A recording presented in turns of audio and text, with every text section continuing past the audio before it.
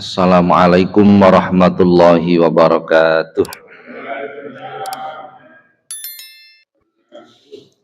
Bismillah, alhamdulillah, salatu wassalamu ala rasulillahi la hawla wa la quwata illa billah wa ba'du. La hadratu nabiyil mustafa Muhammadin sallallahu alaihi wasallam wa alihi wa azwajihi wa auladihi wa dzurriyyatihil kiram ila jami'i baqiyati sahabati wat tabi'in syuhada'i was salihin wal ulama'il amilin wa musannifin wa mu'allifin wa jami'il malaikatil muqarrabin sadatina sufiyatil muhaqqiqin susanil sultanil awliya Syekh Muhyiddin Abdul Qadir Al-Jilani wa syairil awliya illah wal awliya tis'ah ummatina wa abaina wa ajdadina wa jaddatina wa masyayikhina wa asadidina wa muallimina adawil hukukil wajibati alaina wa alal hadirina fi majlisina hadha khususan ila man fataha hadhil qaryah khususan ila mu'alif hadal kitab al-syekh al-imam Abi Hamid Muhammad bin Muhammad Al-Ghazali radhiyallahu anhum sayulillahi lahumul fatihah. A'udzu billahi minasy syaithanir rajim. Bismillahirrahmanirrahim. Alhamdulillahi rabbil alamin. Ar-Rahmanir Rahim. Maliki yaumiddin. Iyyaka na'budu wa iyyaka nasta'in. Ihdinas siratal mustaqim. Siratal ladzina an'amta 'alaihim ghairil maghdubi 'alaihim waladdallin. Amin. Para jamaah, alhamdulillah pagi hari ini kembali kita dipertemukan Allah di majelis yang penuh dengan keberkahan ini. Mudah-mudahan setiap aktivitas kita dicatat oleh Allah sebagai amal soleh. Amin. Allahumma. Kita lanjutkan sampai adabun naumi. Toto kromone turu. Wah, luar biasa. Jadi turu ayo no toto kromone. Jenengan tidak akan menemukan agama yang begitu detail mengatur setiap aktivitas kehidupan kita sampai turu wae ono tata krama gitu. Mlebu jeding ono tata krama. Ora ono agama yang begitu detail, tidak akan panjenengan temukan, sudahlah. Islam itu mengatur semua aspek kehidupan, kan begitu kan? Yang menjadi aneh itu justru sing wong Islam dhewe kadang gak ngerti nek turu iku ana tata kramane, lah itu kan aneh itu sebenarnya. Oke, baik. Kitab kula sampai baris keempat itu. Saya ulang nih.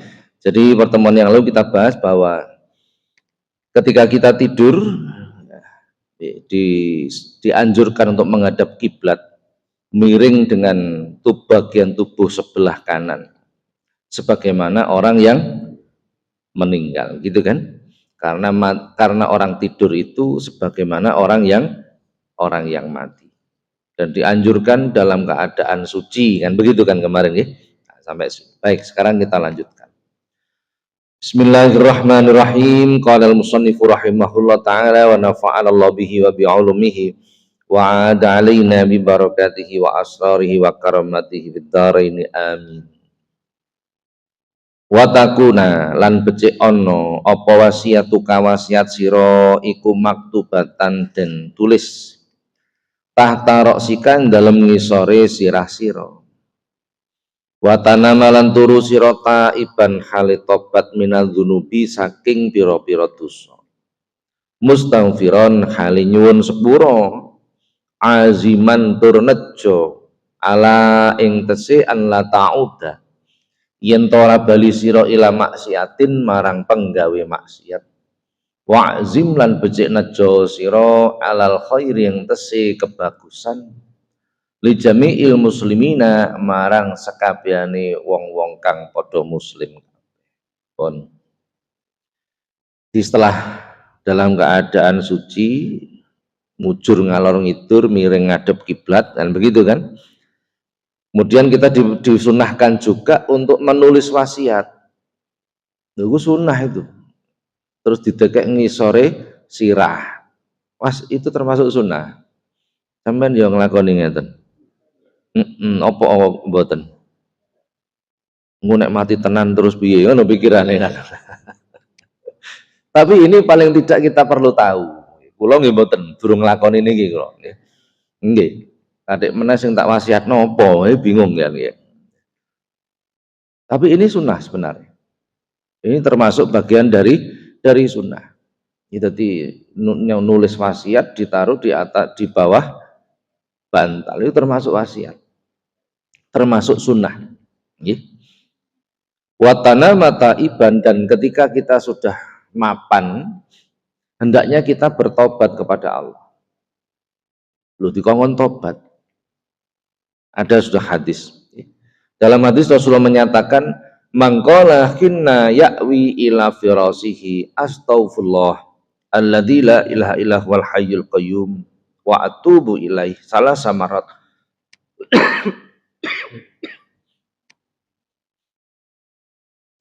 Ghafarallahu lahu dunubahu. Rasulullah menyampaikan, barang siapa yang mengucapkan ketika dia berbaring di atas tempat tidurnya, di atas alas tidurnya, astaghfirullahalladzi la ilaha illa huwal hayyul qayyum wa atubu ilaih, membaca 3 kali, maka Allah akan mengampuni dosa-dosa. Jadi begitu semapan turu gak kok langsung bismikallahumma ahya, ndak begitu sebenarnya. Jadi ono tata kramane. Wudu dhisik mapan kan begitu nggih. Kemudian bertobat kepada Allah. Sedina iki sing tak lakoni apa ae. Kan begitu kan? Kita berniat taubat. At-taubah itu ai bimakna ar-ruju. Taubat itu artinya kembali. Kembali ke sesuatu yang diridhoi oleh Allah. Tobat dan mohon ampun itu berbeda. Beda. Mohon ampun itu ya mohon ampun. Astagfirullahaladzim itu mohon ampun, istighfar. Adapun yang lebih penting itu sebenarnya tobat. Kalau mohon ampun itu lisan kita yang mengucapkan. Astagfirullahaladzim, ya Allah ampunilah aku. Lisan kita. Tapi sik nyolongan pencit, tuh. Contohnya begitu loh ya. Tapi kalau at-taubat itu berhenti, terus gak nyolong pencit meneh gitu artinya. Kembali ke jalan yang benar. Jadi esensi yang lebih utama itu justru tobat. Jangan perhatikan perintah tobat dalam Al-Quran itu unik itu. Ya ayyuhalladzina amanu tubu ilallahi taubatan nasuha. Yang diperintah tobat kepada Allah itu orang yang beriman. Ya ayyuhalladzina amanu, wahai orang-orang yang beriman, tubu ilallah. Loh. Yang diperintahkan tobat itu orang-orang yang beriman. Bukan ya ayyuhal kafirun, wahai orang-orang yang kafir, tobatlah kepada Allah. Enggak. Ya ayyuhal munafikun, wahai orang-orang yang munafik, tobatlah kepada Allah. Enggak juga. Enggak, tapi orang yang beriman. Jadi kula jenengan iki dikongkon tobat karo dateng Gusti Allah. Unik perintah tobat itu. Lho berarti wong iman itu salah, Pak. Lah itu sing aneh, nek sampean duwe pikiran ngono malah aneh. Artinya manakala orang itu imannya bermasalah, dia tidak akan bisa bertobat. Ketika orang itu munafik, dia tidak akan bisa bertobat, gitu loh artinya. Jadi orang itu kok mau tobat, berarti di situ ada iman. Di situ ada iman. Wa atubu ilaih itu artinya aku bertobat. Yang penting itu justru tobat ini. Pirang-pirang wong istighfar tapi mbaleni. Nah, nggih mboten.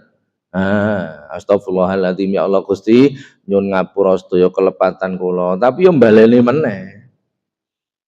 Esuk-esuk bar jamaah subuh ketemu kanca. Ngobrol kebablasan keladuk nek jare wong Jawa. Napa keladuk niku? Ya kebablasan niku wau akhire ngrasani koncone karo koncone dielingno. Yu wong bar jamaah kok ngrasani astagfirullahalazim. Lho engko bar beduk bar jamaah yang ngrasani meneh. Itu artinya tidak bertobat. Tidak bertobat kepada Allah. Gitu nih. Jadi mohon ampun dan tobat itu beda. Mana yang lebih penting? Ya pada pentingnya, tapi yang lebih penting tobat. Ini karena tobat itu menghentikan perbuatan jelek kita. Itu nih, mengganti dengan perbuatan yang baik. Itu tobat. Kenapa kita perlu bertobat? Nah, pertanyaan. Kenapa kita perlu bertobat? Dan kenapa pula orang-orang yang beriman itu diperintahkan untuk tobat? Alasan yang pertama, karena dosa itu menghalangi kita untuk ibadah. Sehingga kita perlu tobat. Setiap dosa yang kita lakukan itu menghalangi kita untuk ibadah. Kalla bal rana ala qulubihim ma kanu yaksibun. Setiap dosa yang kita lakukan itu menjadi tutup hati, menjadi karat, teyeng. Setiap dosa itu menjadi karat, blentong-blentong neng gone atine kula jenengan. Kok semakin banyak, maka hati kita semakin tertutup. Ketika hati kita itu kotor, itu untuk melakukan ibadah itu berat, abot, berat sekali. Itu contohnya seperti itu. Maka kita perlu bertobat, sehingga kotoran-kotoran hati itu dibersihkan oleh Allah. Jadi wong ini nek tobat, kembali ke jalan yang benar gitulah, dosanya dihilangkan oleh Allah sehingga terasa ringan untuk ibadah. Jadi kenapa kita perlu bertobat? Yang pertama dan paling utama, supaya agar kita itu mempunyai semangat untuk ibadah. Jadi wong males niku sakjane, males ibadah maksud saya. Wong males itu sakjane sebab kakean dosa. Sebenarnya cuma itu saja rumusnya. Nggih.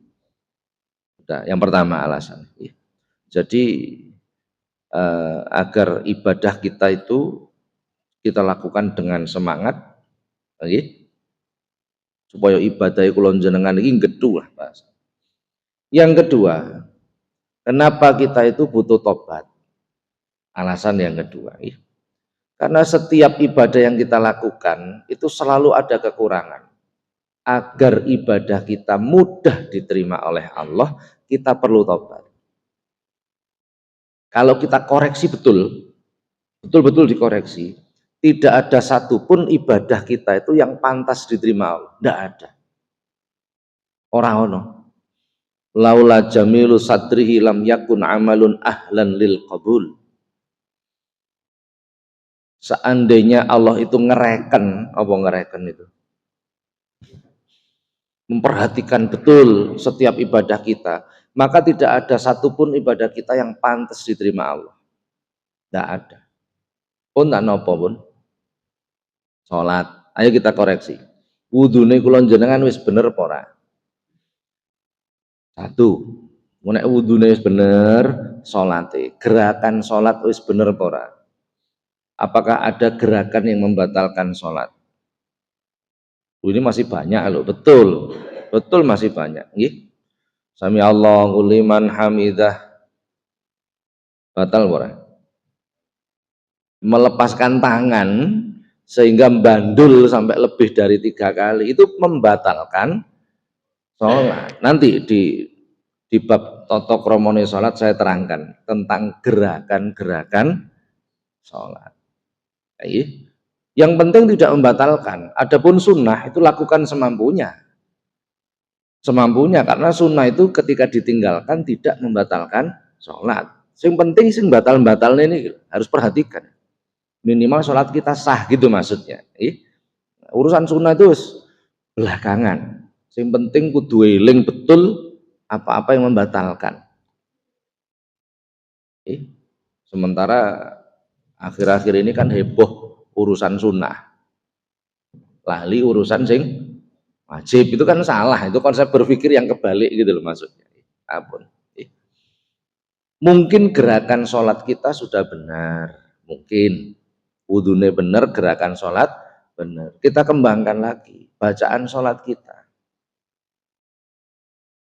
Apakah sudah benar mana yang rukun itu kita baca?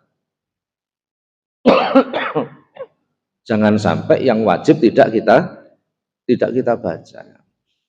Bacaan yang wajib dalam sholat itu apa sih? Al-Fatihah. Terus, aku khawatir sampean nggak ngerti ya. Setelah itu apa? Diurut nomawon. Oh iya mestilah takbir itu kan.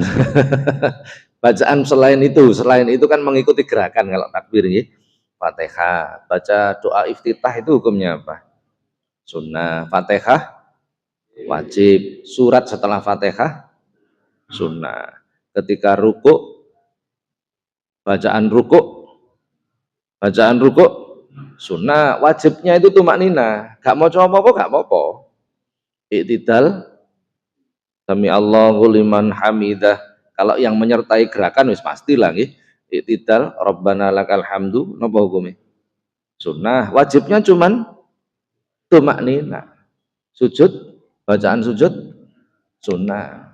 Duduk sunnah lagi. Apa yang wajib? Tahiyat. Loh, nggih. Tahiyat. Yo mesti ikut tok. Dadi sampean salat gak maca apa-apa iku. Boleh ndak? Boleh, tapi ya terus nyapo kan begitu kan. Nah, lah kok gak maca apa-apa kan eman gitu maksudnya nggih. Jadi cara berpikirnya begitu dulu. Yang wajib perhatikan. Perhatikan betul. Nggih. Jadi Fatihah perhatikan betul, tahiyate perhatikan betul. Kan begitu toh? Nah, itu bacaan-bacaan di dalam sholat. Jangan lupa tumak nina niku nopo. Berarti jenak setelah apa? Setelah bacaan atau setelah gerakan? As-sukunu ba'dal harokah, berhenti sejenak setelah gerakan. Sami Allahu liman hamidah, meneng dhisik, baru mengatakan, baru membaca Rabbana lakal hamdu. Sami Allahu liman hamidah, Rabbana lakal hamdu. Oh, tidak tumak nina berarti. Ayo, sering enggak ini? Kalau tidak tumak nina sah atau tidak?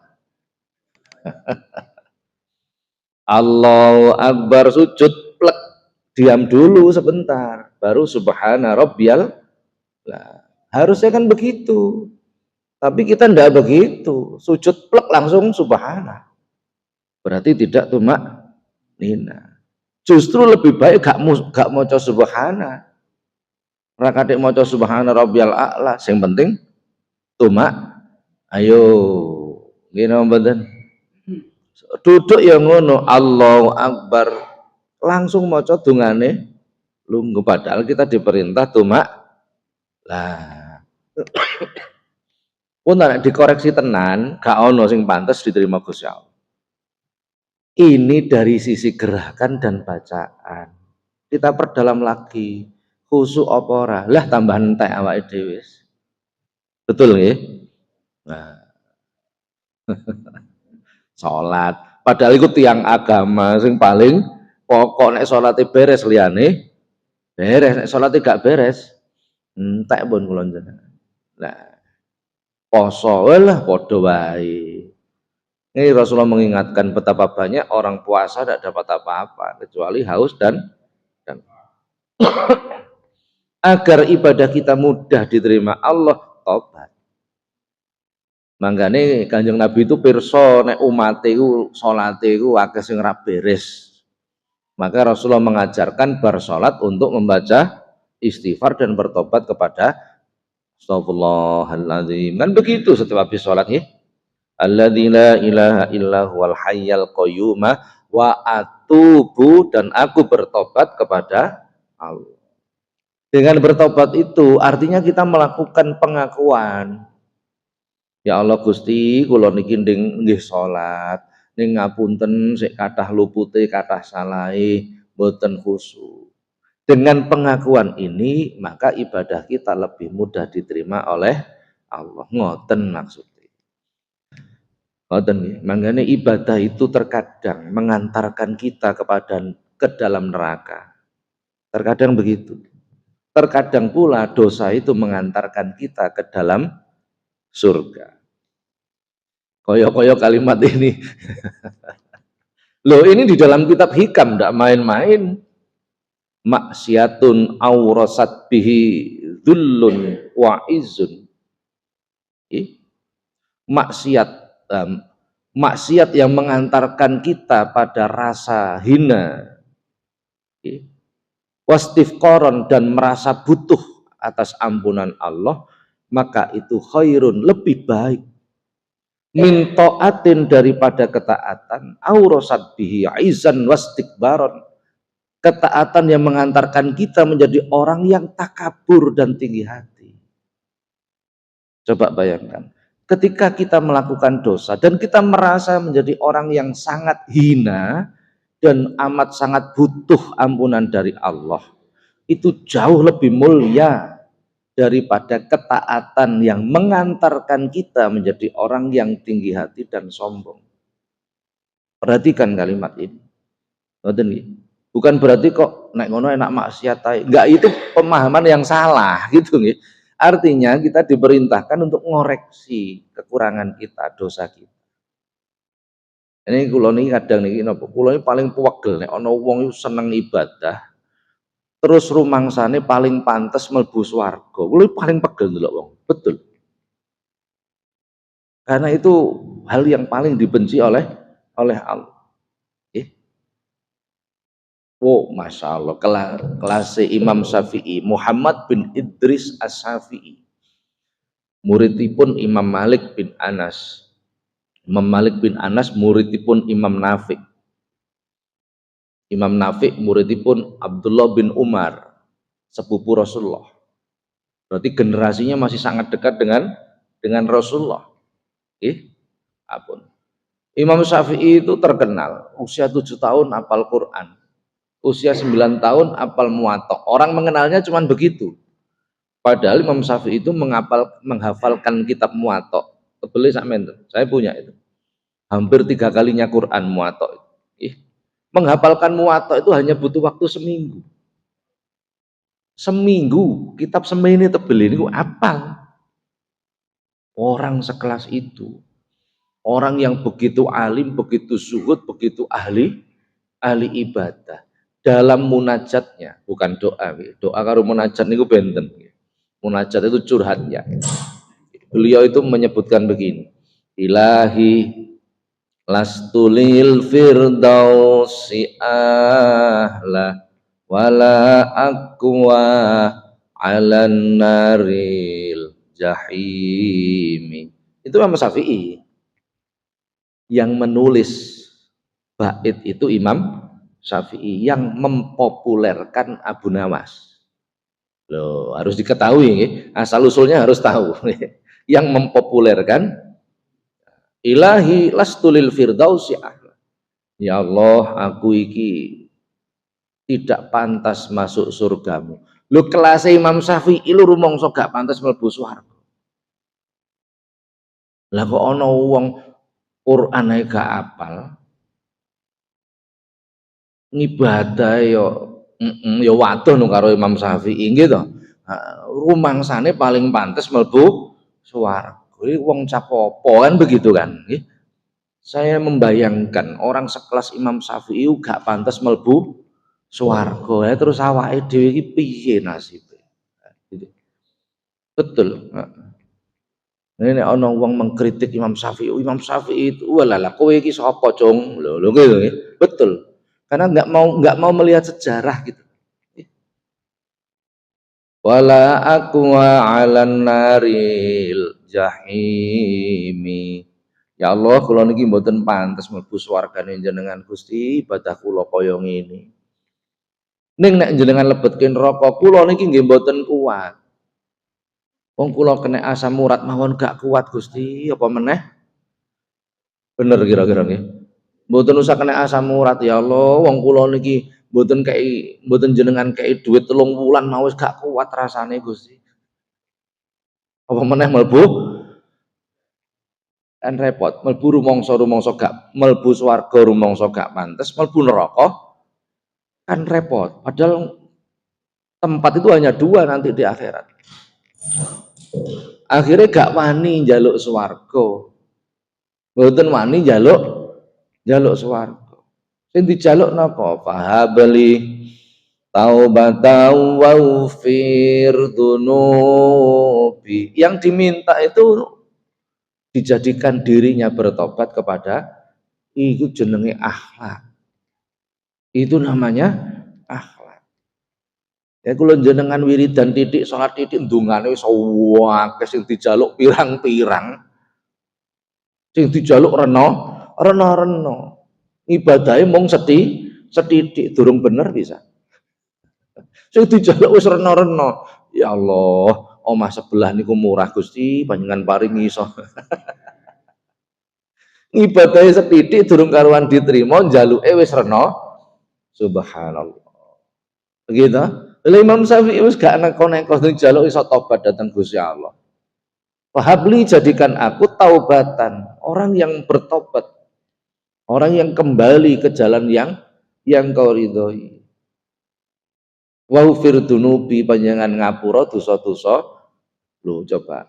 Jadi kalau kita belajar dari para ulama, orang-orang alim ternyata seperti itu. Jadi mboten ndungone niku mboten mengikuti kesenangan nafsunya. Ngoten nggih. Mboten mengikuti kesenangan nafsunya. Nah, contohnya seperti itu. Jadi tobat itu penting sekali. Jadi pertama alasan kenapa tobat karena dosa itu menghalangi kita untuk ibadah. Maka perlu tobat. Tobat engko ibadahnya terus semangat. Nomor loro supaya ibadah kula jenengan iki gampang diterima Gusti Allah. Alasan kedua. Yang ketiga, ini sulit ini. Tobat itu adalah pondasi setiap makom. Pondasi setiap makom itu adalah tobat. Makom itu kedudukan. Saya beri contoh makom itu apa? Makom itu duduk kuburan, kedudukan. Sabar, itu namanya makom. Ikhlas, makom. Zuhud, makom. Warok, duduk warok ponorogo, wirai, itu makom. Sabar, syukur, itu makom. Jadi itu semua makom, kedudukan. Ikhlas, sabar, syukur, zuhud, warok, wafa.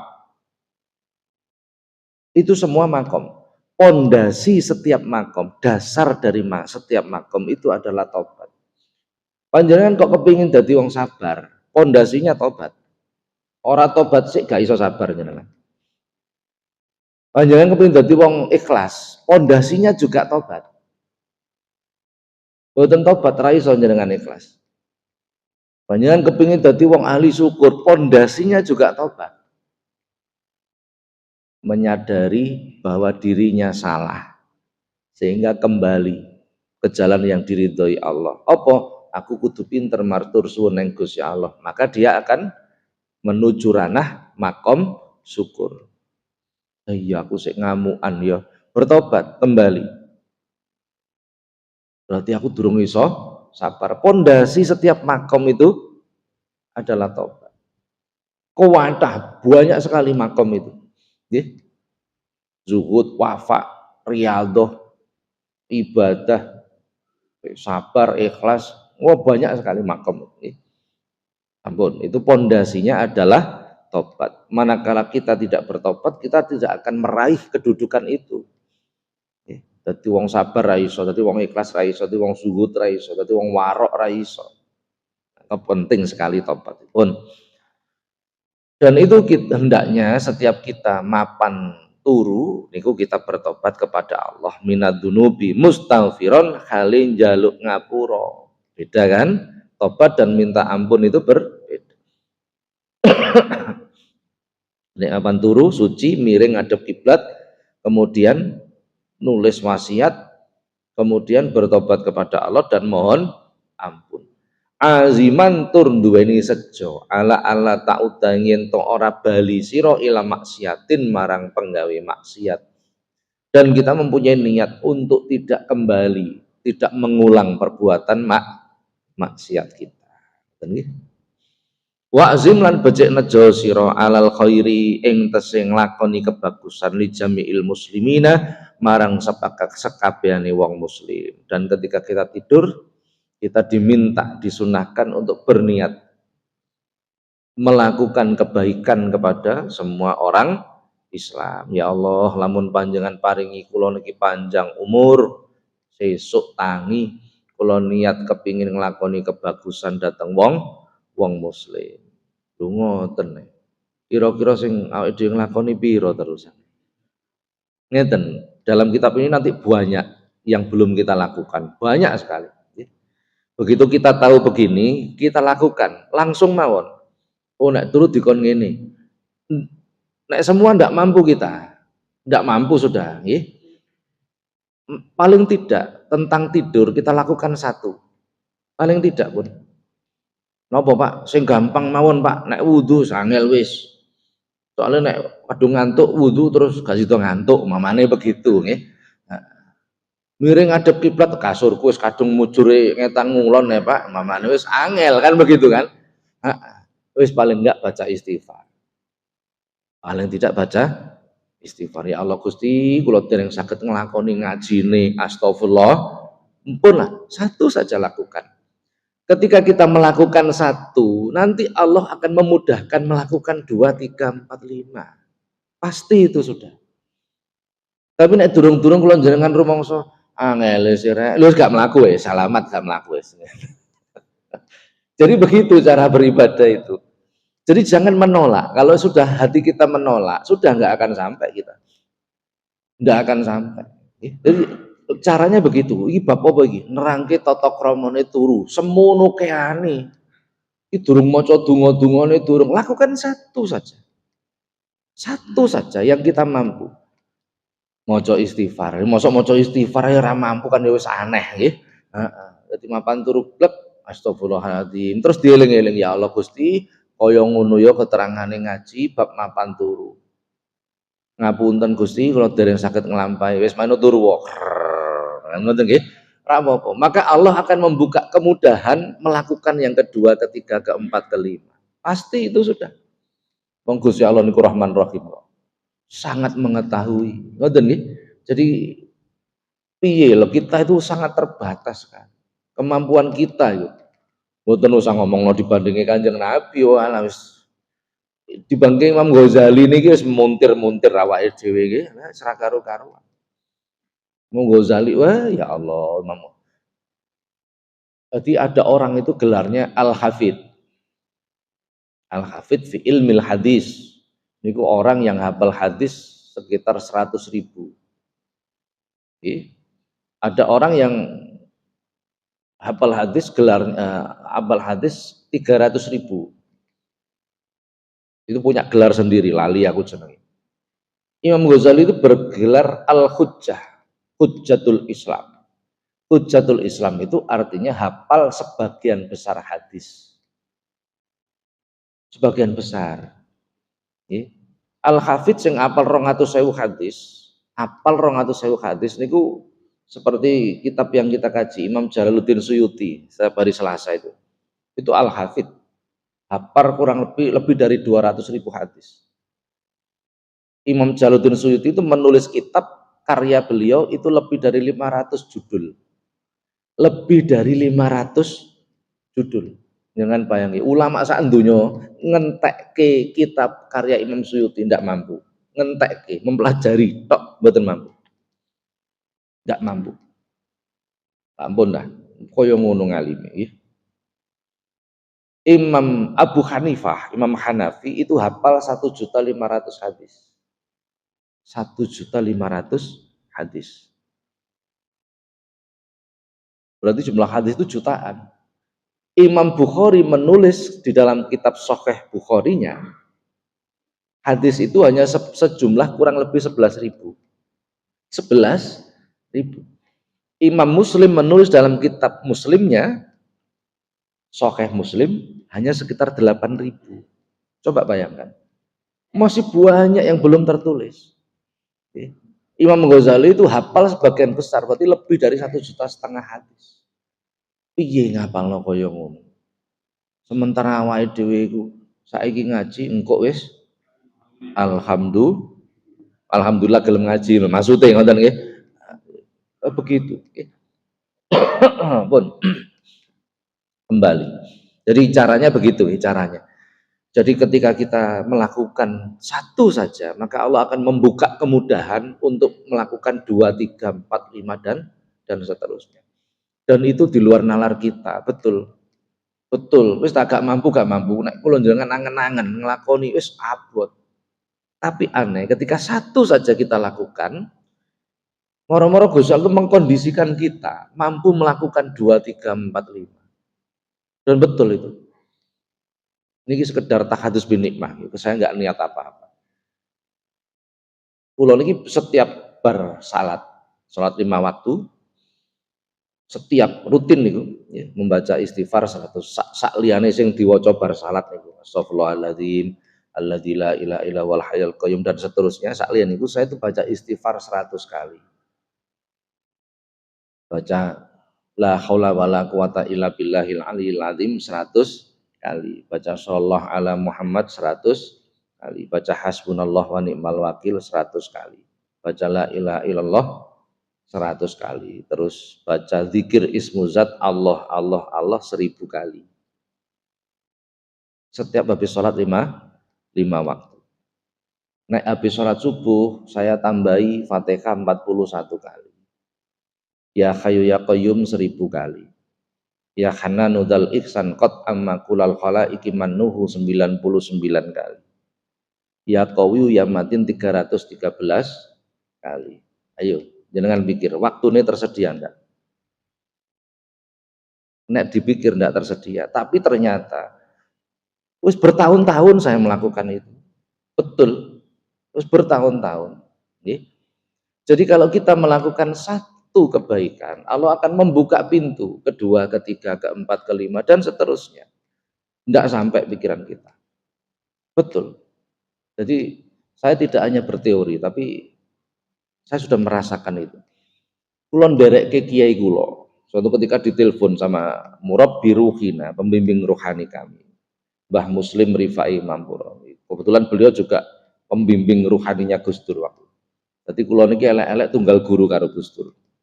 Bedane kono pinter kulo on ngoten mawon bedane. Ditelepon kulo. Pengen metuki teng Ampel. Jadi beliau seperjalanan, saya berangkat ke Ampel. Sampai beriku petuk arep lungguh niku maca Fatihah ya 1000 nggih. Maca Fatihah pinten? 1000. Kula niku sik maca oleh durung oleh 20 wis rampung. Wis ndonga wis. Saya baca Fatihah belum 20, beliau sudah 1000. Piye kira? Menurut jenengan piye?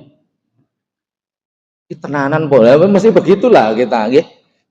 Dan itu perbedaannya. Jadi orang-orang yang sudah seperti itu waktu itu disediakan oleh Allah. Wis gak teko awake dhewe, mboten teko. Nggih. Jadi waktu itu disediakan oleh Allah sehingga melakukan kebaikan yang banyak tapi waktunya loh beda. Kalau nanti panggil seorang termasuk guru kula walaupun saya tidak rutin ngaji ke beliau, namanya Mbah Abdul Mujib. Beliau ini gurunya Mbah Kiai Husen, masih hidup Kiai Husen di Mojokerto itu. Salah satu gurunya beliau. Saya pernah bertemu dengan beliau beberapa kali bahkan. Suatu ketika beliau itu mengatakan begini, Kang, wong iki nek apal Quran terus ngaji Quran bar maghrib sampai azan isya kira-kira iso khatam ping pira. Wong nek apal Quran terus maca Quran mulai Fatihah sampai surah An-Nas duduk kulhu ping 3 lho nggih, duduk nggih. Bar salat maghrib sampai azan isya kira-kira iso khatam ping pira. Menurut jenengan khatam ping pira? Lo bisa, nek orang hafal Quran masih bisa, betul. Tak pikir sapa ya sing paling cepet. Nggih, paling nggih setunggal napa kalih ya. niku mawon didum wong telu. Didum wong telu ngoten niku. Mbah Mujib niku matur ngeten. Lho nek mungguhe wong-wong tasawuf antarane maghrib sampai isya iku maca Fatihah sampai surah An-Nas iso khatam ping 7. Piye? Iso khatam ping 1 orang itu. Macane piye, Pak? Lak mboten tartil. Lho, aja muni ngono. Ini sudah beda, perspektifnya sudah beda. Ngoten nggih. Zaman dulu saya juga mengatakan seperti itu karena kebodohan saya. Begitu saya mencoba tidak memprotes tapi melakukan, saya mulai paham.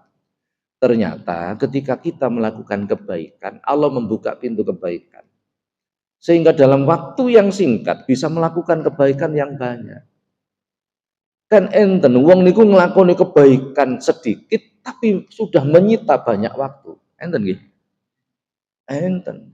Sebaliknya ada orang itu dalam waktu yang sedikit bisa melakukan banyak kebaikan. Walah wis kula nanti pas diutus kiai kula Mbah Muslim niku. Budal di Jakarta, kayaknya Gus Dur memberi amalan. Berarti ada sesuatu yang segera untuk diamalkan lah ngoten nggih. Pun lah kula mriko ndilala sing ngrumat masjid Gus Dur niku kanca kula teng pondok.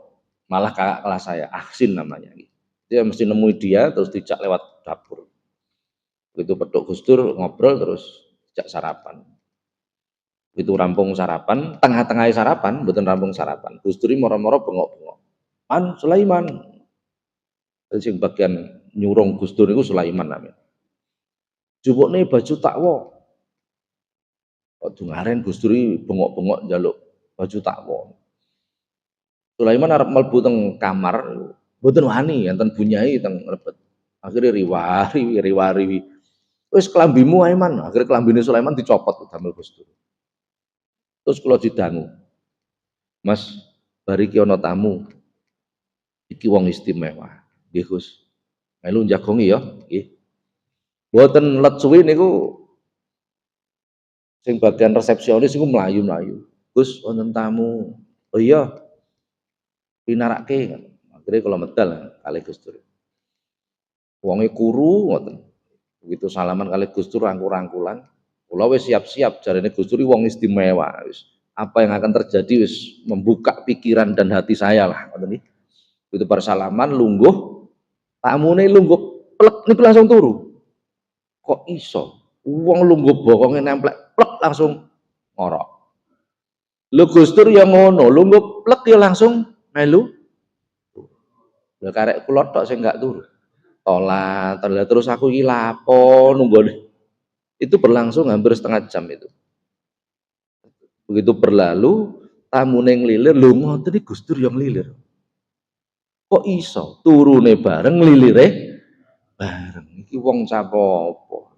Lho ngoten rampung nglilir, tamune pamitan mulih. Kula ngelus dodo. Lah aku terus lapo ya nunggoni wong. Nah, begitu tamune mulih Gus Dur cerita. Mas, wali sing kaya ngene mau sak donya mung loro. Kula langsung dek, ya Allah, suudzon karo wong.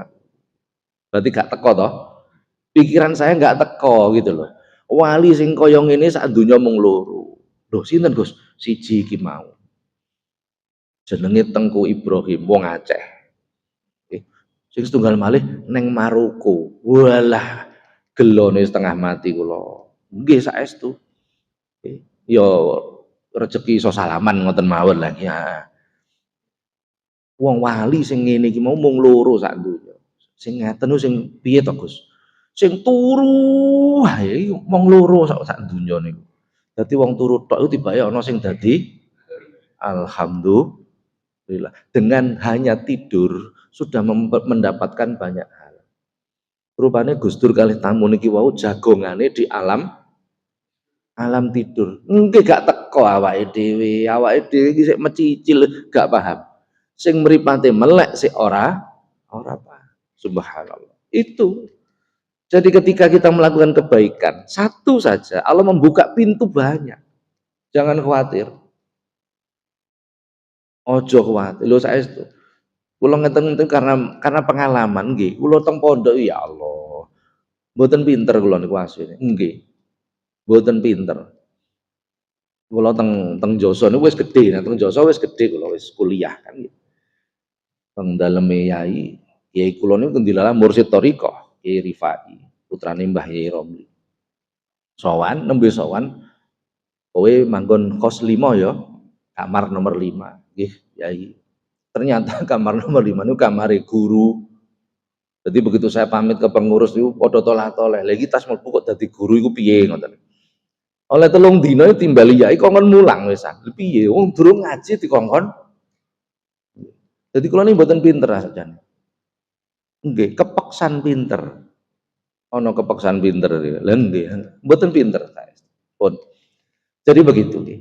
Jadi kita jangan berkecil hati ketika mendapatkan kok akeh men sing kudu dilakoni. Jangan punya pikiran seperti itu. Nggih. Jadi lakukan satu saja, maka Allah akan membuka yang kedua, ketiga, keempat, kelima. Pun sampai sini dulu para jamaah tentang toto kromone menjelang tidur. Tinggalnya mboten enten pertanyaan nggih. Enten mboten? Nggih, monggo. Waalaikumsalam.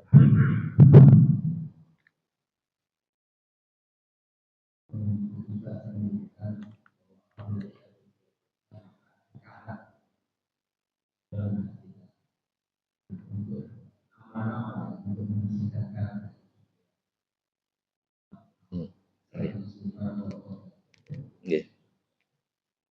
Setiap dosa, kesalahan yang kita lakukan itu menjadi karat tayeng yang menutup hati kita. Amalan apa yang bisa membersihkan dosa atau karat dalam hati kita? Semua bentuk ibadah itu sebenarnya menghapus dosa. Semua. Sodako itu menghapus dosa. Sholat apalagi menghapus dosa. Gitu. Jangankan sholat, wudhu saja menghapus dosa.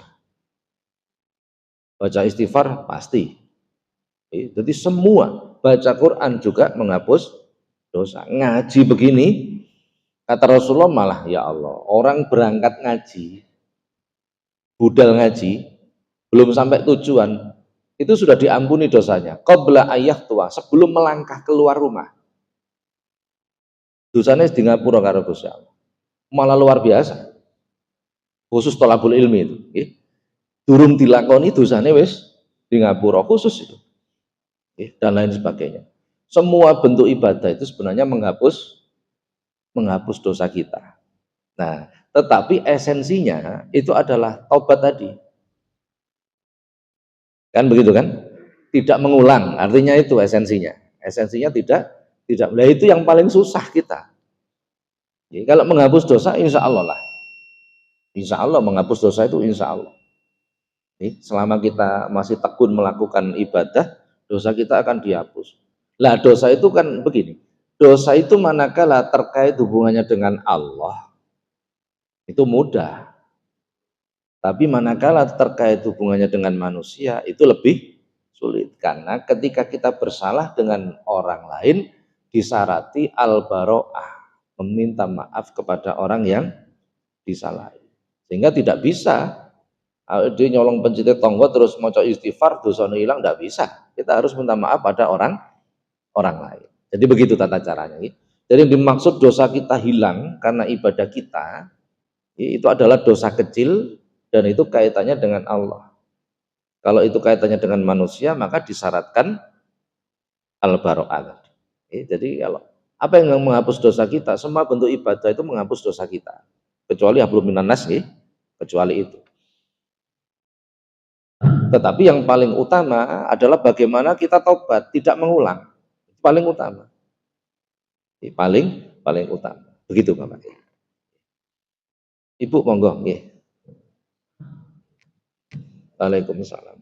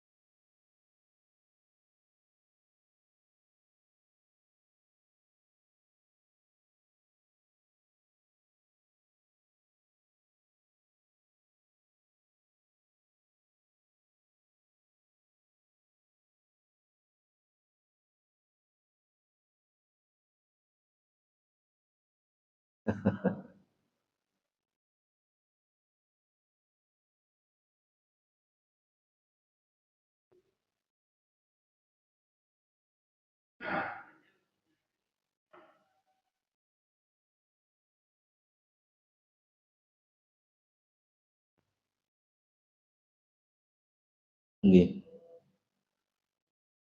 Waalaikumsalam. Jadi setiap ibadah itu terkadang kita itu mempunyai keterbatasan. Enten tiyang niku sholat,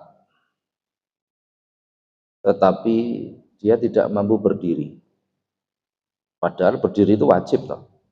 Wajib, berdiri itu wajib. Sholat dengan berdiri itu wajib. Tapi karena dia sakit sehingga tidak mampu berdiri. Bagaimana hukumnya? Ya boleh-boleh saja. Yang wajib saja boleh kita tinggalkan manakala kita tidak mampu, kan begitu kan?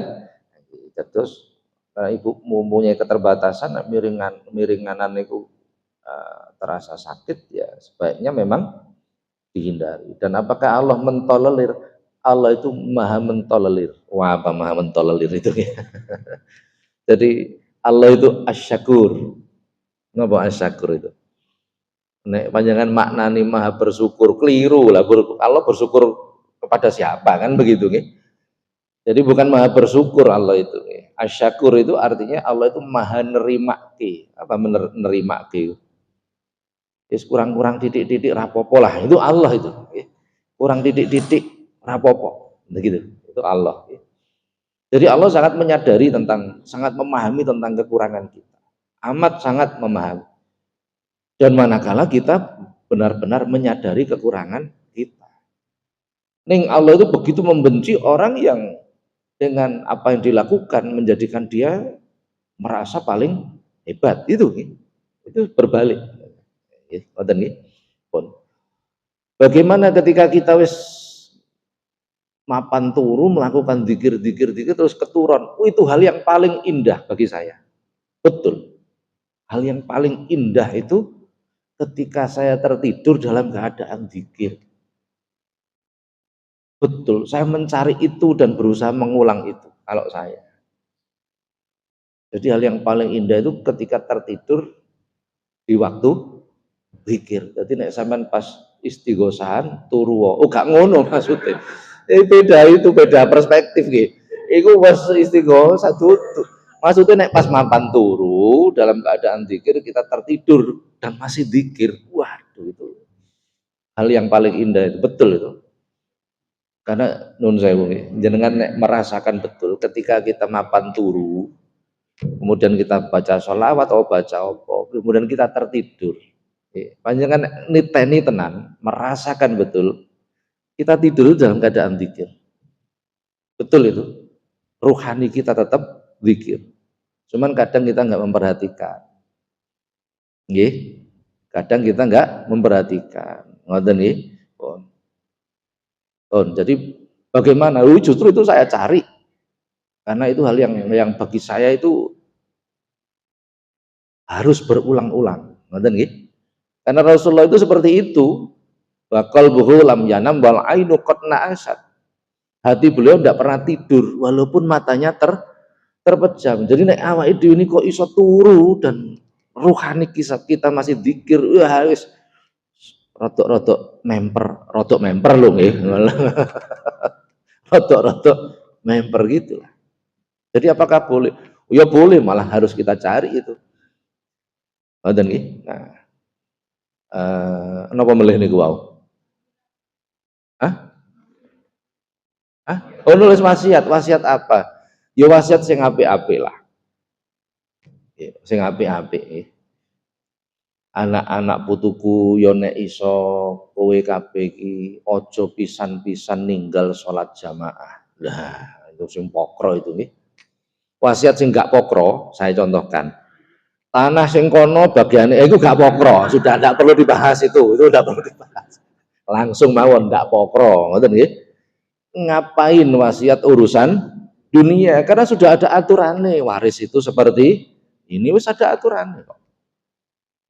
Sudah ada tidak perlu, tidak penting. Anak putuku usahno temen yo saben dina maca Quran sak juz. Wah, itu penting sekali. Anak putuku tenan aja ninggal tolabul ilmi. Wah, luar biasa. Kula nanti nangani kasus. Yai wasiate bapak niku omah mboten oleh didol. Lah Oh, wasiat kok urusan, akhirnya konflik. Lah piye wong anak iku 11. Anake 11, omahe gede, lebih dari 600 meter, besar sekali, hampir 800 meter. Anak 11 ngelumpuk dadi sitok neng kono. Akhirnya tuku sabun ae gegeran, ganti nek ana lampu pedhot gegeran, lah ngelumpuk dadi sitok. Sanjanten kula didol wae omahe, didum wong 11 iku. Wasiate bapak. Loh, lah wasiat itu tidak sesuai dengan syariat kok. Manakala wasiat itu memunculkan masyakot, memunculkan madorot kok masyakot nih, kejelekan, maka tidak harus dilaksanakan. Gitu. Ngoten.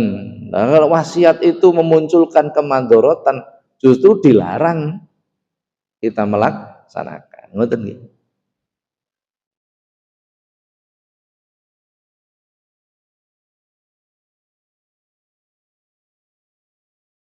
Hmm. Nggih.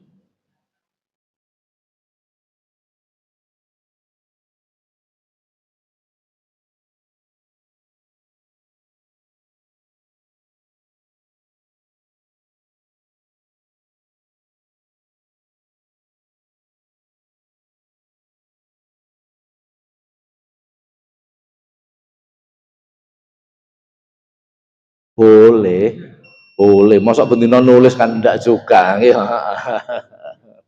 Nggih. Boleh dan memang begitu memang. Nggih, nek dengan pirsani wong tua-tua zaman kuno iku ngoten. Maksudnya sing paham agama nggih. Nggih. Catetane niku sampai tulisannya wasiat itu sampai wis lungset ra karu-karuan. Memang nulisnya sekali tapi oh batal mati, sesuk digawe meneh. Oh batal mati kan begitu kan kira-kira. Pun ngoten riyen nggih. Mugi-mugi manfaat. Al-Fatihah.